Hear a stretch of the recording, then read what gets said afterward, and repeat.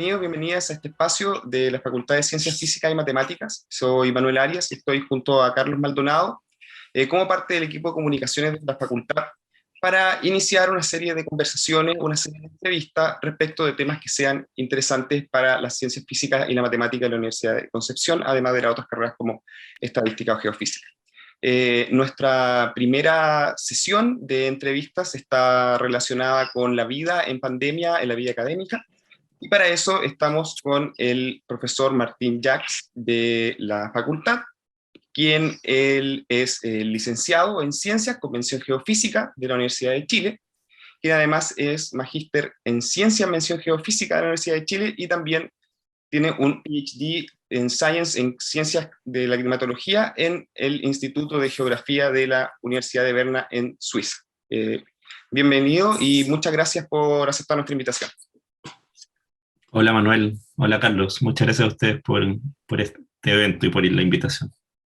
Sí, lo primero que queríamos consultarle, quizás para poder hacer como un análisis de esto, es primero de qué trata principalmente el trabajo académico que usted realiza en la Universidad de Concepción. Entendemos que tiene relación con la climatología, pero si usted pudiera darnos un poco más de detalle respecto de esto. Sí, justamente, yo soy climatólogo, como ustedes me presentaron, y me dedico principalmente a esa área que tiene que ver con cambios en escalas de tiempo un poco más extensas que lo que pasa con el tiempo meteorológico, con la meteorología en particular. Pero en la facultad hago un poco de docencia en ambas escalas. O sea, muchas veces cuando uno se presenta como climatólogo, a mí me preguntan, bueno, ¿y cómo va a estar el tiempo el fin de semana? Y eso es confundir meteorología con climatología, pero efectivamente todos quienes trabajamos en estas áreas estamos abocados a ambas especialidades y el trabajo que yo realizo entonces se aboca a la meteorología y a la climatología, y particularmente entonces las asignaturas que yo imparto, por una parte están enfocadas en poder comprender cuáles son los fenómenos vinculados con la climatología del hemisferio sur, pero también en hacer discusiones sobre la variabilidad día a día del tiempo meteorológico, particularmente en Chile. Ese tema es bastante interesante que yo también quería tocar. De hecho, iba a hacer una de las preguntas que iba a hacer y usted lo tocó antes, es porque también tomando en cuenta que hay personas que pueden estar interesadas en entrar a carreras relacionadas con esto, si pudiera adentrarse brevemente de manera sencilla en cuáles son las diferencias principales entre la meteorología y la climatología, porque claro, uno al principio quizás sin saber podrían sonar hasta como sinónimos, ¿cierto? Si pudiera quizás como adentrarse un poquito más en esa diferencia. Uh-huh. El clima está referido a las condiciones promedio que uno espera para un lugar y un tiempo, un periodo de tiempo, digamos, determinado. Por ejemplo, uno puede hablar del clima de Concepción, ¿verdad? Durante los últimos 30 años. Y eso entonces nos da una noción de cómo son las características generales, las características promedio. Eso es el clima, entonces, valores integrados, representativos en el tiempo. En cambio, la meteorología tiene que ver con los acontecimientos particulares que suceden en una atmósfera que es esencialmente variable, ¿sí? O sea, por algo existe esta denominación de tropiconce, ¿verdad? En Concepción, particularmente, sabemos que las condiciones meteorológicas son muy fluctuantes, entonces esas variaciones que cambian día a día, pero también dentro de un día, tienen que ver con el estado particular de la atmósfera en un momento particular y en un lugar particular. Eso es la meteorología. Entonces hay un dicho que explica esto, que dice, el clima es lo que tú esperas, lo que esperas cuando piensas en esto en promedio, en un periodo de tiempo prolongado, en tu experiencia histórica, y el tiempo meteorológico es lo que efectivamente sucede. Así que, por ejemplo, hoy que es 1 de julio, es un día de invierno, esperamos entonces condiciones típicas de invierno, temperaturas relativamente bajas, eventualmente precipitación, ¿verdad? Un día con poca radiación solar, digamos, eso es simplemente por pensar en el invierno, pero eso puede suceder como efectivamente ha sucedido el día de hoy. Pero vamos a ver, por ejemplo, que el fin de semana podemos tener condiciones también bien distintas, de alta radiación, por ejemplo, cielos despejados, que no son lo que nosotros asociamos típicamente con el invierno. Así que esa fluctuación de más alta frecuencia es el tiempo meteorológico. entiendo, queda súper claro. Y cómo, yéndolo al lado académico, fuera de la pandemia, digamos, ¿cómo se enseña esto? ¿Esto se enseña principalmente con cátedra? ¿Tiene una relación más de laboratorio? ¿Cómo uno puede transmitir este conocimiento a los estudiantes en tiempos normales, digamos? Todos estos fenómenos que estamos mencionando, que son fenómenos que suceden esencialmente en la atmósfera, aunque por supuesto el sistema climático trasciende a la atmósfera, también tiene que ver con lo que sucede en la atmósfera acoplada con otros subsistemas, por ejemplo, con los océanos, ¿verdad? Que es la hidrósfera, o con la biosfera, la litósfera, etcétera. Pero bueno, normalmente si pensamos en el clima o en la meteorología, pensamos esencialmente en la atmósfera. Todo esto son eventos que le interesan al ser humano por la experiencia cotidiana, ¿verdad? O sea, muchas veces uno habla del tiempo como asuntos para rellenar, ¿verdad? Conversaciones de ascensor, conversaciones, qué sé yo, entre desconocidos. Pero la verdad es que el tiempo meteorológico es todo menos algo insignificante porque determina justamente nuestras vidas. Lo que quiero decir en este punto es que algo que puede ser tan cualitativo, ¿verdad? Como decir si hace buen o mal tiempo en esos términos de adjetivos calificativos, nosotros lo estudiamos desde la ciencia, lo estudiamos desde la física, justamente, y por eso estamos en el departamento de geofísica, porque tenemos física aplicada particularmente a la atmósfera. Entonces, mucho conocimiento de la meteorología y del clima viene de una experiencia cotidiana, entonces de lo empírico, ¿ya? Y hay mucho conocimiento que no es formal necesariamente en términos académicos, pero hay mucho conocimiento y el que nosotros desarrollamos y reproducimos que tiene que ver con la física, las matemáticas aplicadas a la naturaleza. Entonces, ¿cómo se enseña esto? Esto se enseña esencialmente tratando de poder transmitir cuáles son las ecuaciones que permiten interpretar el movimiento, por ejemplo, la circulación del aire. Cuando uno piensa en el viento, hay ecuaciones que representan el viento. Cuando uno piensa, por ejemplo, en las nubes y en la radiación, hay ecuaciones que representan eso. Cuando uno piensa, por ejemplo, en eventos extremos de precipitación o de tormenta, hay ecuaciones detrás de eso y ese es el enfoque que nosotros tenemos. Entonces, hay algo de pizarra, ¿verdad? De mostrar esas ecuaciones, de poder deducirlas y transmitirlas. Y luego hay mucho de programación. Eso es un fuerte que tenemos también en la formación en la carrera, que es poder hacer programación computacional de estas ecuaciones, es decir, poder tratar de representar estos fenómenos computacionalmente. Así que actualmente también hay muchos centros internacionales, ¿verdad?, que están generando simulaciones computacionales para poder hacer pronósticos del tiempo, por ejemplo, o para poder hacer reconstrucciones climáticas del pasado, ¿ya? Incluso a nivel global, de todo el planeta. ¿Y Todo eso se logra con simulaciones. Entonces el laboratorio de nosotros, que originalmente es la atmósfera y es el medio natural, también se traspasa a los computadores. Eso quería decir. Entiendo, sí. Entonces, esto, una cosa que de hecho se dice del tiempo, que son con modelos matemáticos, ¿cierto?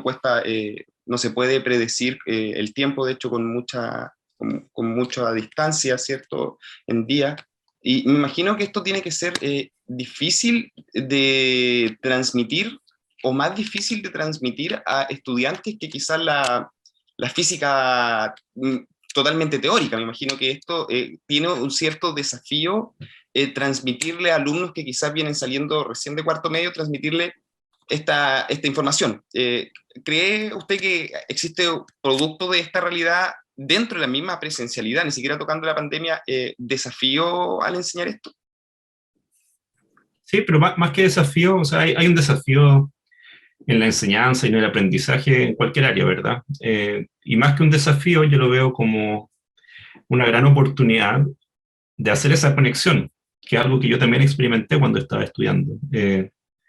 Uno puede tener mucha inquietud por los fenómenos naturales, y yo creo que es muy revelador en la universidad, en la formación universitaria, que uno pueda ver esa conexión entre fenómenos naturales y esta conceptualización científica de esos fenómenos, ¿sí? O sea, por ejemplo, poder representar justamente lo que hablamos antes, ¿no? Con ecuaciones fenómenos de la atmósfera.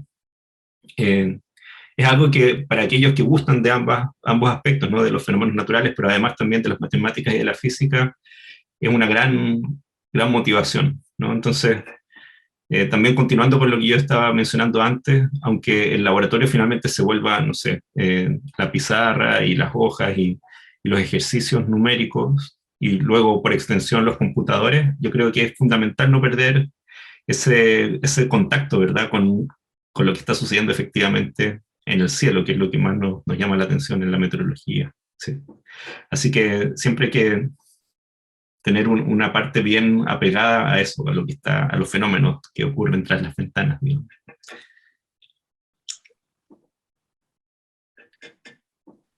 Bueno, ahora, bueno, ya hablamos de su presentación, lo que usted hace, cosa que es bueno porque la gente debe conocerlo. Ahora ya vamos a dar el paso hacia lo que es el contexto pandémico, ¿ya? Lo primero que le quiero preguntar, profesor Jacques, ¿de qué forma ustedes como docentes fueron preparados para esta situación sanitaria? Bien, entonces ahí hay que decir que es algo completamente inesperado, ¿verdad? Que nos tomó de forma muy sorpresiva el inicio de la pandemia. Entonces, la Universidad de Concepción, en un proceso de modernización, como otras instituciones de educación superior, estaba previendo ya la virtualización de algunos cursos, por ejemplo, de ofrecer ciertos programas de forma semipresencial o virtual. Así que, afortunadamente, cuando comenzó la pandemia, de la parte de la implementación de algunas plataformas de educación a distancia, no estaba completamente crudo eso, no estaba completamente en una fase sin preparación. O sea, había algunos elementos para poder montar cursos en plataformas virtuales. Sin embargo, claro, muchos de nosotros no habíamos tenido una instrucción en esa parte, porque quizás tampoco teníamos la proyección de participar en eso en el corto plazo. Así que de parte de la universidad tuvimos la obligación, ¿verdad?, de participar en cursos de formación de buenas prácticas para enseñanza online. Así que en estos cursos intensivos tuvimos que aprender sobre algunos lineamientos y buenas prácticas, como digo, de cómo tratar de transportar nuestras materias a la virtualidad. Entonces, algo que está claro ahí es que no se puede pretender hacer lo mismo que hacíamos en el aula en la virtualidad. Y eso es un desafío tremendo. Incluso ahora, en el segundo año de la pandemia, yo creo que muchos de nosotros seguimos enfrentando este desafío y tratando de poder abordarlo de la mejor manera. Porque lo mismo que conversábamos antes de tomar el tema de la preparación, era que una parte importante de lo que usted enseñaba era poder, ¿cierto?, relacionar modelos matemáticos, ¿cierto?, modelos predictivos, modelos de laboratorio, sin perder el cielo, ¿cierto?, que es como que era lo importante. ¿Cómo, ¿Cómo se hace eso? ¿Ha sido mucho el cambio, digamos, en la pandemia? O sea, ¿cómo encantar a la gente? ¿Cómo poder explicar esto? Me imagino que hasta en cosas me imagino que hay cosas tan difíciles como cómo poder enfocar bien una pizarra donde se puedan escribir ecuaciones. ¿Cómo ha sido eso? En su experiencia personal, ¿cómo ha sido en su área específico tener que enfrentarse a esto que nos estamos enfrentando todos, por todos lados, digamos? Bueno, yo creo que ya quienes estábamos usando más bien material digital para hacer clases, y por lo tanto no necesariamente una pizarra con tiza, digamos, o con plumones.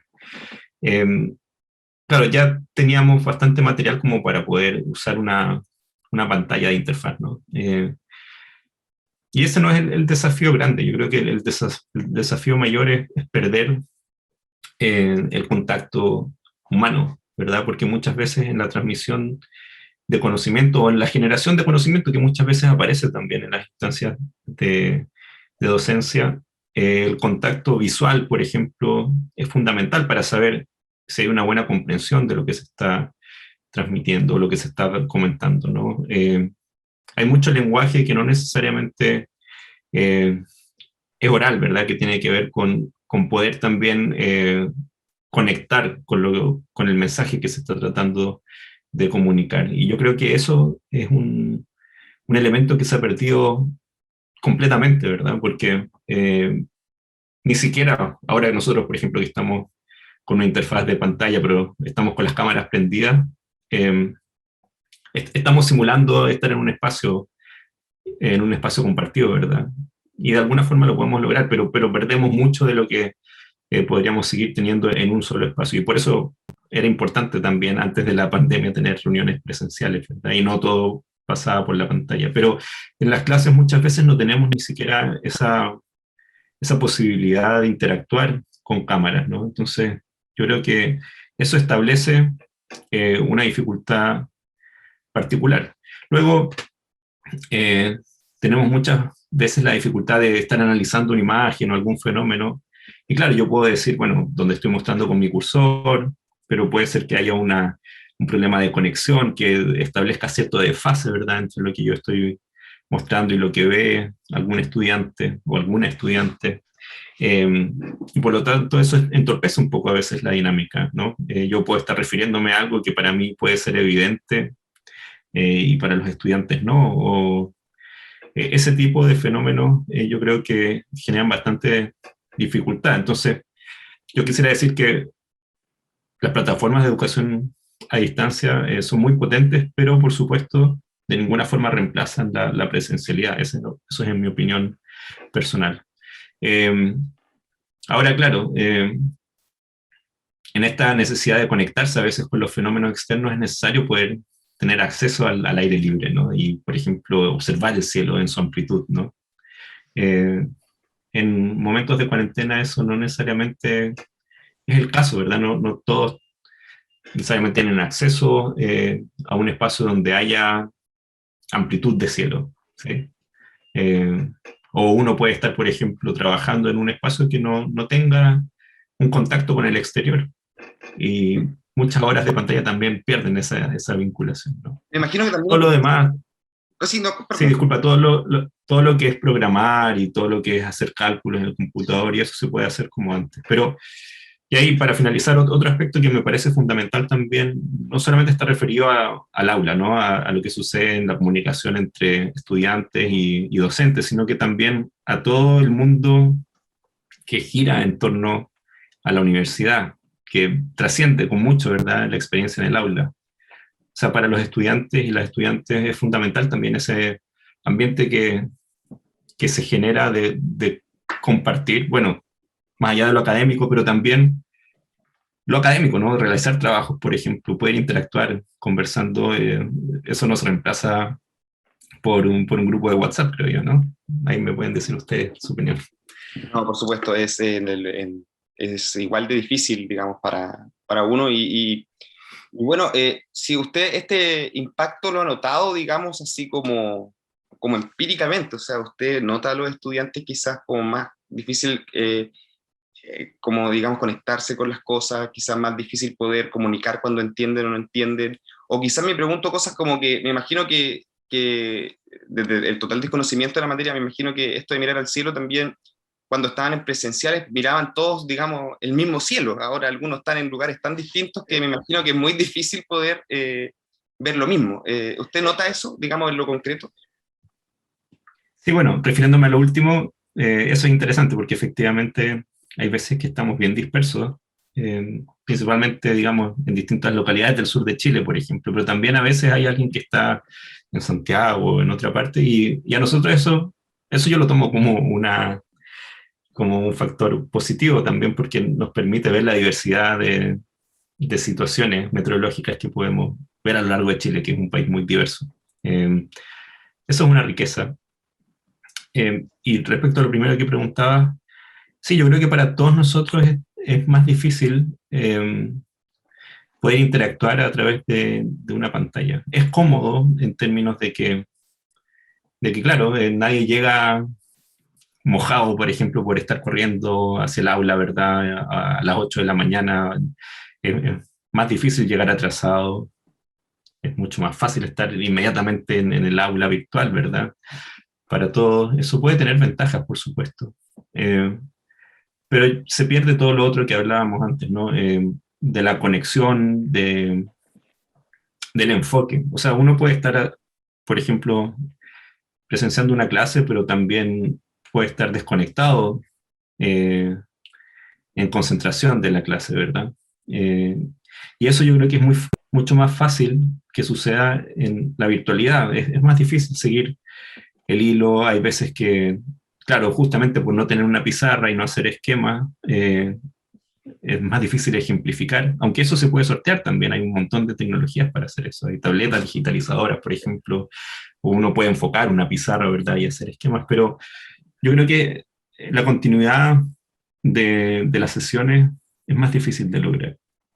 Martín. Y eso yo lo he notado, y lo he notado no solamente, disculpen, durante el año pasado, por ejemplo, sino que siento también un efecto acumulado ya en el segundo año de la pandemia, y a medida que avanza el semestre, ¿no? Normalmente, claro, todos estamos más cansados hacia el final del semestre, pero hacia el final del semestre, de un tercer semestre en virtualidad, yo noto que es más difícil mantener ese entusiasmo y esa constancia, ¿no?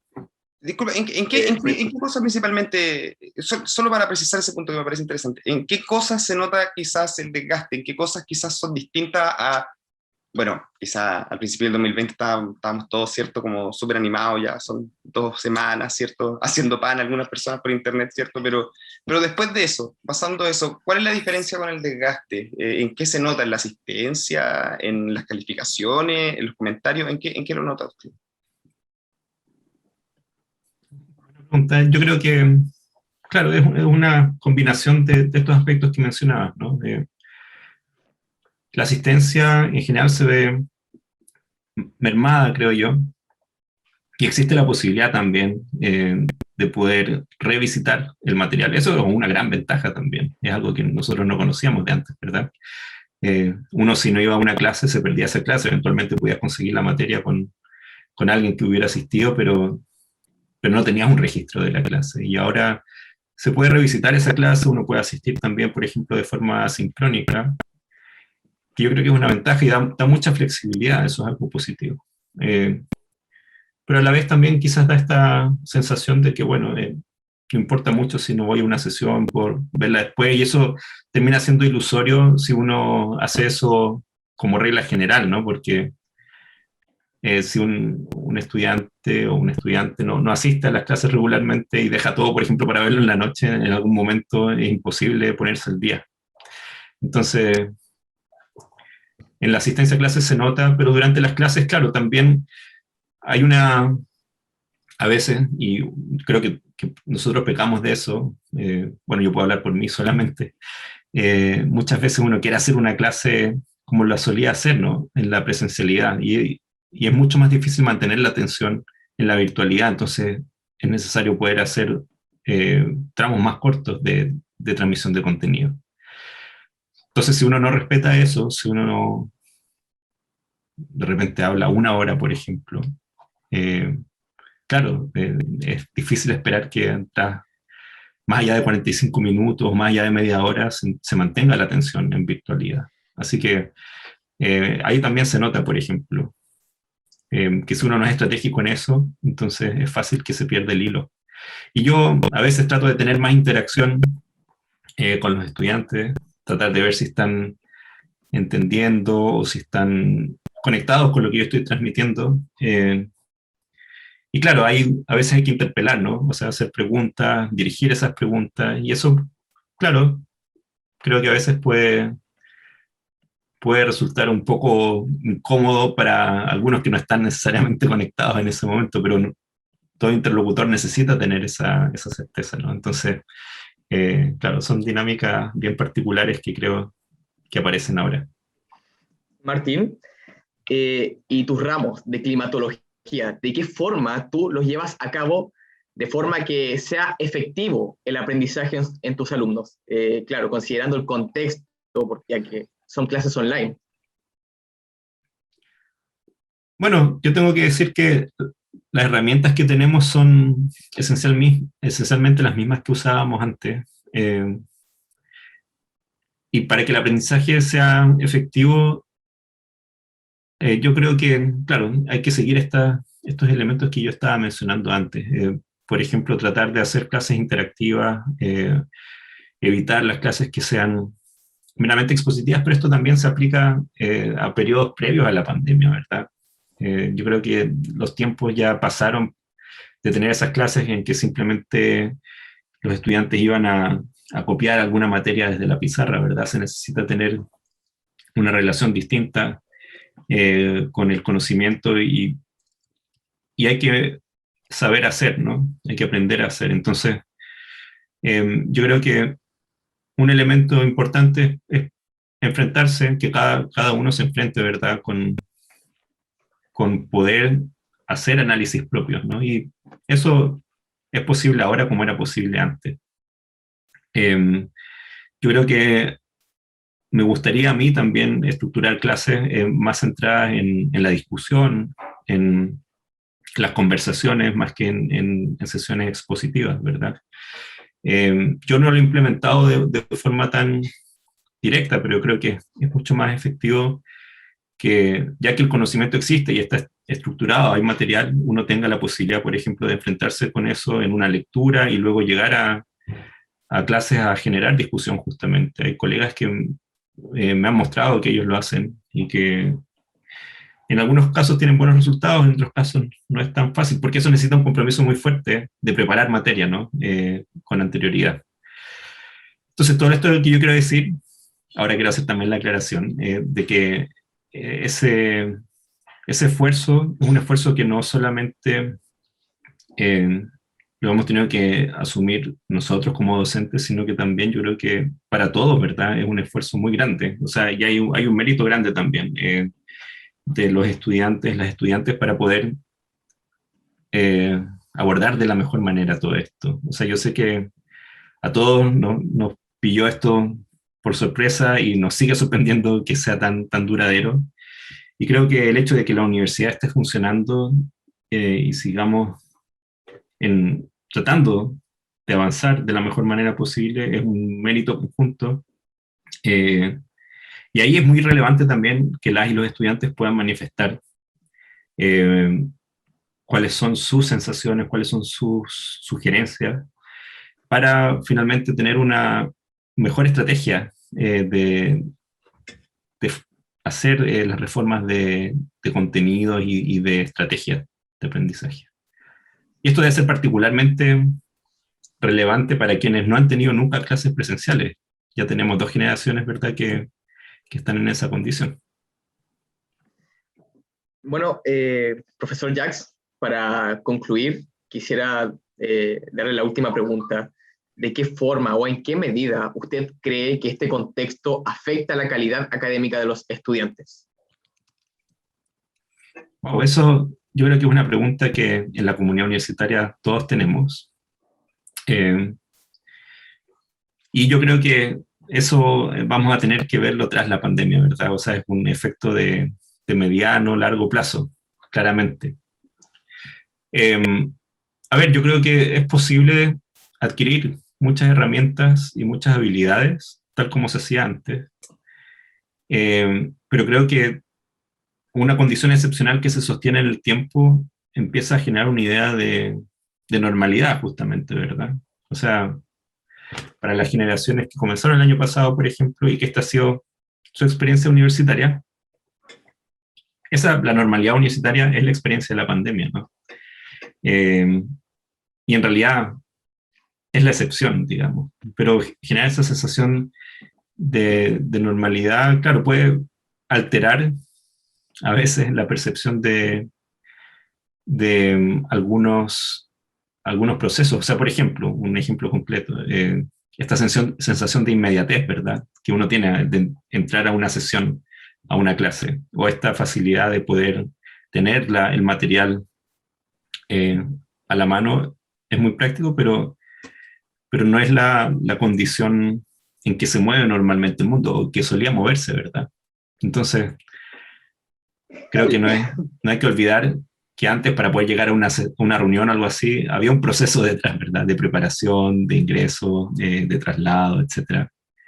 Y que no todo estaba a la mano de un clic. Y eventualmente eso vuelva, o eventualmente eso cambie en el futuro, no lo sé. En esa misma línea, de hecho, de eso mismo quería preguntarle, profesor, porque evidentemente lo que ahora es normal no era lo que es normal, lo que era normal antes, ¿cierto? Pero, ¿qué va a ser a su juicio, digamos, y especialmente en su área y como docente, qué va a ser normal en el futuro cuando esto, porque todos tenemos la esperanza de que eventualmente esto acabe? ¿Qué, qué cosas usted cree que se va a mantener? ¿Qué cosas cree que quizás como que vamos a tomar de lección y vamos a decir, bueno, esto que aprendimos acá, quizás sería bueno mantenerlo? ¿Qué cosas cree usted que sería bueno en ese aspecto? Sí, bueno, yo creo que hay muchos cambios que se aceleraron con la pandemia, ¿verdad? Muchos cambios tecnológicos que se aceleraron, y yo, más que decir qué es lo que va a suceder, que no, en realidad no lo sé, me gustaría decir qué quisiera yo, ¿verdad?, que se mantuviera. Entonces yo quisiera que se aprovecharan todos estos avances tecnológicos para poder disminuir el uso eh, irracional de recursos, digamos, por ejemplo, para poder optimizar el uso de los tiempos, justamente. O sea, yo creo que eh, hay muchas reuniones, por ejemplo, que se pueden hacer de forma virtual para hacer discusiones particulares, precisas, ¿verdad? Hay muchas colaboraciones entre personas ubicadas en lugares remotos que se pueden potenciar usando tecnologías, por ejemplo, de telecomunicación. Me parece bueno esto de que haya material, por ejemplo, a disposición para ser revisitado, ¿sí? Entonces creo que los cursos van a pasar también por una virtualización parcial. Ahora, a mí no me gustaría que la presencialidad se perdiera del todo en la academia. Creo que la academia se construye esencialmente por el intercambio humano, y el intercambio humano pasa mucho por la presencialidad, pasa mucho por conocerse, ¿no? Y creo que es un retroceso en eso, por ejemplo, no conocerse físicamente, ¿verdad? O no poder conversar de forma más fluida, sin una pantalla de por medio, ¿sí? Entonces, a mí no me gustaría que la universidad se transformara en algo completamente virtual. Eh, pero sí que pudiéramos aprovechar de potenciar, por ejemplo, lo novedoso, las discusiones, la co-creación de conocimiento, y concentrarnos en eso en vez de tener que concentrar el tiempo en simplemente reproducir lo que ya está disponible y está ordenado. Eso puede quedar muy bien estructurado en servidores, ¿verdad? En material virtual, etc. Creo que la pandemia, por ejemplo, nos ha hecho ser muy flexibles también en los tiempos, ser muy tolerantes, muy comprensivos mutuamente, ¿no? Pero creo que eso también tiene una merma a veces con una sensación de responsabilidad. Eh, Creo que, y esto puede sonar un poco así como old school, ¿no? A veces es bueno tener estos plazos, por ejemplo, para evaluaciones, y concentrarse en que hay que cumplir en un cierto plazo, ¿no? Y eso nos prepara también para la vida laboral, donde no todo va a ser tan flexible como en este tiempo excepcional de pandemia. Entonces, eh, creo que tenemos que rescatar lo mejor en el futuro. Y en esa misma línea, y para cerrar también, quería consultarle, porque dice, no sé, estas cosas de la responsabilidad, cosas que son como muy distintas, especialmente para aquellos que entraron en pandemia y que su realidad y su verdad académica es la pandemia. ¿Usted cree que va a haber que quizás hacerle una especie de reforzamiento, quizás como reforzar? ¿Cree que los contenidos, el conocimiento se ha mermado a tal forma que va a ser necesario quizás reforzar algunas cosas, no necesariamente académicas o de hábitos quizás incluso en estas generaciones nuevas? Es una buena pregunta. No lo sé, no sé. Yo lo que creo es que los cursos efectivamente en esta modalidad de pandemia han tenido que ser más flexibles, y seguramente eso significa en muchos casos que hay algunos contenidos que no se logra revisar, por ejemplo. En el caso suyo, por ejemplo, en el caso de su asignatura, ¿le ha pasado que haya cosas que quizá ha dicho, no sé, pudieron pasar también por la pandemia?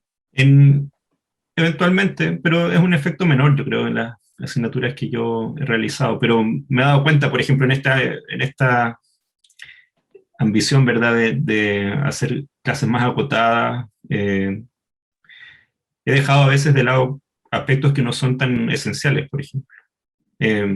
Y claro, quizás eso, en un sentido integrado, termina haciendo del curso algo menos diverso. Puede ser. Ahora, no sé si se necesite así como un reforzamiento o algo así. Yo creo que ahí habría que ver con los colegas que hacen los cursos introductorios, los cursos de formación básica, ¿verdad? Que son fundamentales y que quizás ahí tener algunas lagunas puede ser más fundamental para el desarrollo futuro. Lo que sí creo es que más allá de los contenidos puede haber algunos impactos sociales, ¿verdad? Nosotros hemos estado ahora muy privados de compartir socialmente, de interactuar. Y creo que eso va a tener algunas repercusiones también. O sea, hay gente, ¿verdad?, que se impresiona ahora de la posibilidad de estar en un lugar más masivo, ¿no? Con más gente. Y creo que vamos a tener que hacer un ejercicio grupal, ¿verdad?, común, para poder volver a estas dinámicas de masividad o de compartir con gente, interactuar con gente. Habilidades sociales en general, ¿sí? Y, y además incorporar en nosotros también la experiencia de la pandemia, que yo creo que nos ha enseñado mucho. Nos ha enseñado mucho de nosotros mismos, porque nos hemos tenido que enfrentar más fuertemente con nosotros mismos, ¿verdad? Pero también de cómo interactuar con las personas y en general también de ver, de reconocer ciertas variables que quizás antes no estábamos viendo en los demás, ¿no?